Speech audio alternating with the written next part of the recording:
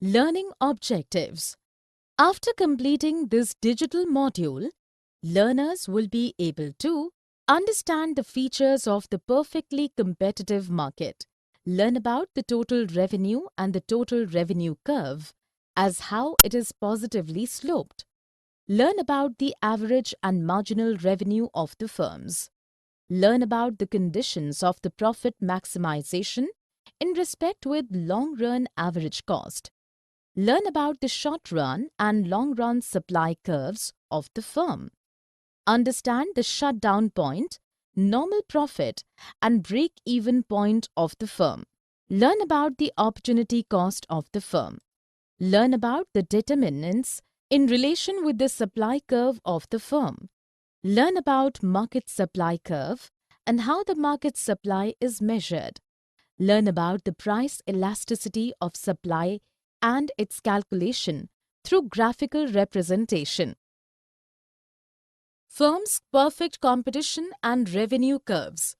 Perfect competition of the firm. Salient features. The perfect competitive market has two salient features. First, the market has same type of goods to be sold to buyers, and the second is every buyer and seller in the market has the role of price taker. When a firm sells its products at the price more than the market price, the buyers switch their purchases to other firms, as the goods are available in the market price or lesser from the other sellers. This creates the condition of price taking from seller's perspective. Total revenue curve of the firm. The total revenue of the firm is calculated when it sells its every good at the market price. When the output is zero, the revenue is also null. After that, it progresses by the result of the product of its output and the unit market price of that good. Thus, the total revenue curve is upward rising straight line. It is seen that the total revenue at a point on the curve divided by the specific output shows the market price. Average and marginal revenue curves and the price line. The average revenue depicts the proportion of total revenue and the unit output. On the other hand, the total revenue is the product of the output and the market price. Thus, we can get that the average revenue is same as market price. On the other side, for a price-taking firm, the marginal revenue also gets equal with the prevalent market price. The price line is the horizontal line with the x-axis of the graph, which shows that a firm can sell as many as goods in the price equivalent with profit maximization. Conditions of profit maximization. The profit can be derived by subtracting the total production cost from total revenue of the firm after selling its goods. In a positive output level where the output is maximum, three conditions ensures the profit maximization of the firm. First, the marginal cost should be equal with the market price. Second, the marginal cost cannot be decreased at the optimum output level.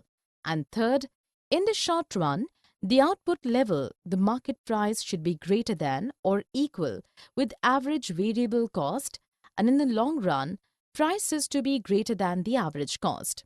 Condition 1. Marginal cost being equal with market price.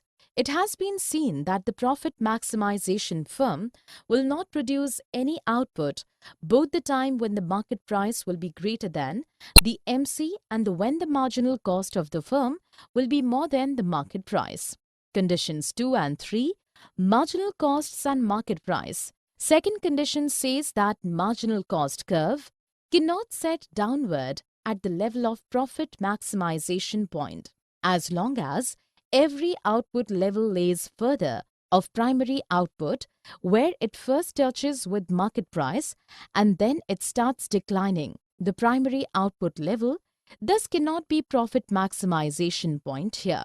Third condition says that in short, the market price must be greater than or equal to the average variable cost in positive output of the firm, and in the long run too, price must be greater than or equal to the average cost.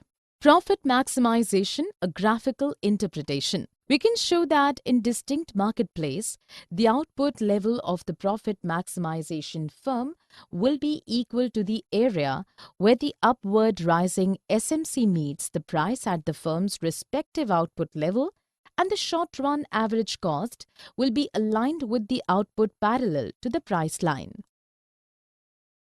Supply curve of a firm. Short-run supply curve of the firm. In short run, firm chooses 2 points of its output production where price is greater than or minimum being equal to the average variable cost. When price is less than the AVC, the firm stops production. Here we can get the short-run supply curve of the firm, which is the rising part of the short-run marginal curve, as risen from the point AVC touches market price as being equal each other. Long-run supply curve of the firm. When price is greater than the LRAC, the firm stops to produce more. In the meeting point with market price, firm's output will be long-run, being equal with its profit maximization equilibrium. Like the short run, in the long run also, the supply curve can be seen by the same curve of marginal curve, which is rising from the price equilibrium point and where the LRAC also touches the market price. Shutdown, normal profit and break-even point and opportunity cost. After the SMC curve cuts down the AVC curve at the minimum level of the average cost, any further output cannot be possible. This is called shutdown point. Similarly, in the long run, the maximum point of LRAC curve is a shutdown point. The profit level that a firm earns, which is sufficient to meet the costs and the opportunity costs of the firm, is called its normal profit. When in the minimum point of LRAC or SAC on the supply curve, where the firm with positive output earns the normal profit, then the point is called the break-even point. When the firm invests an amount as fixed cost and variable cost to start production, the opportunity cost lies in the assumed advantage of any alternative investment of that amount if the firm would not invest in the production. Determinants of the supply curve of a firm. Definition of determinants or factors of the firm's supply curve. As we know, the marginal cost curve becomes the supply curve of the firm. There are several factors which impact the firm's marginal cost curve. These are the determinants of the firm's supply curve. Technological progress and input prices.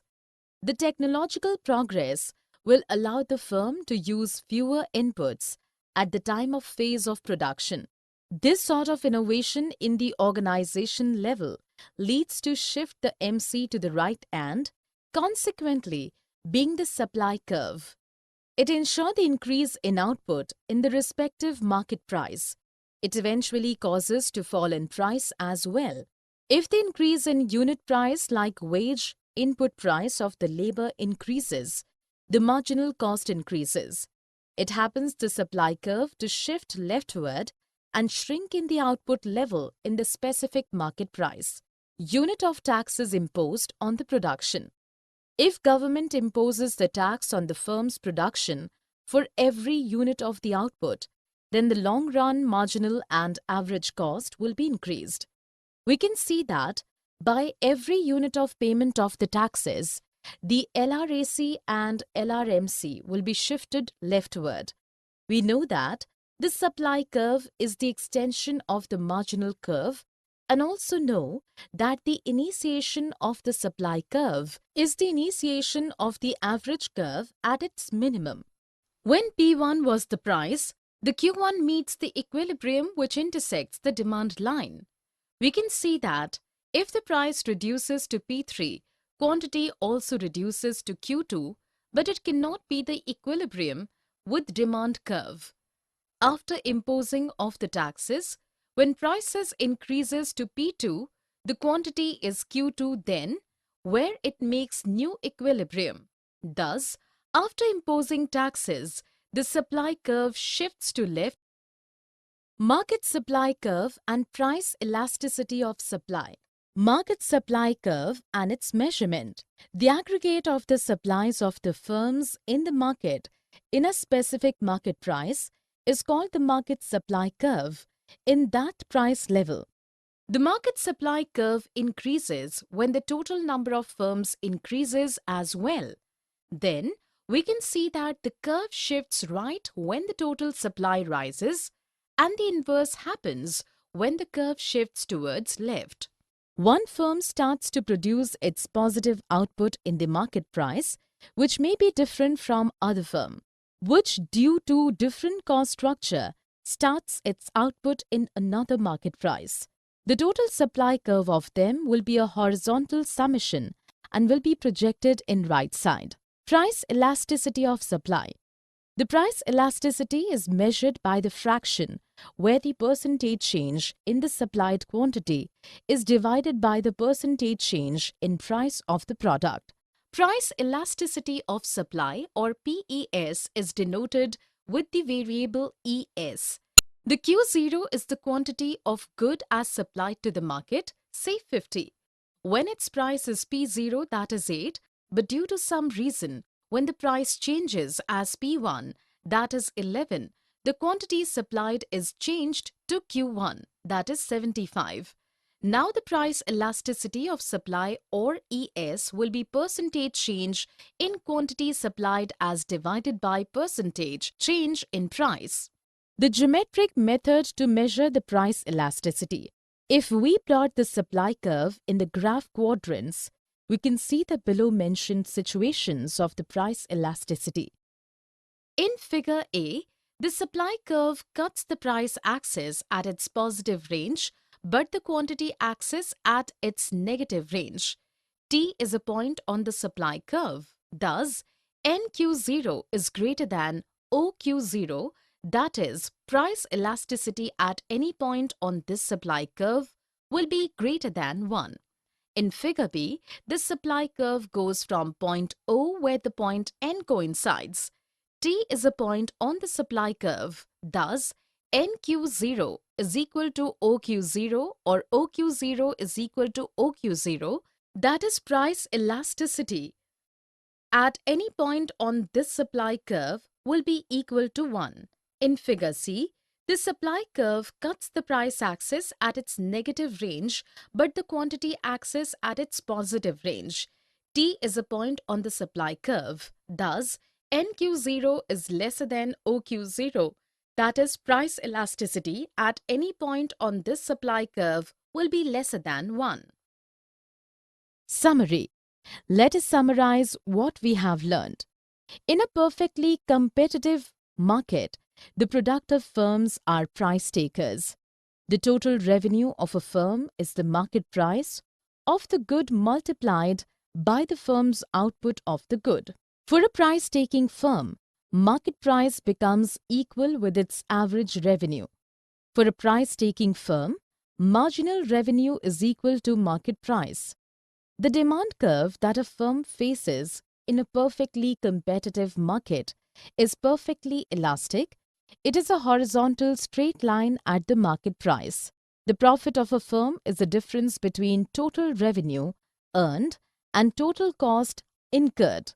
If there is a positive level of output at which a firm's profit is maximized, in the long run, 3 conditions must hold at the output level. 1. The market price will be equal with the respective marginal cost. 2. The marginal cost will be non-decreasing. 3.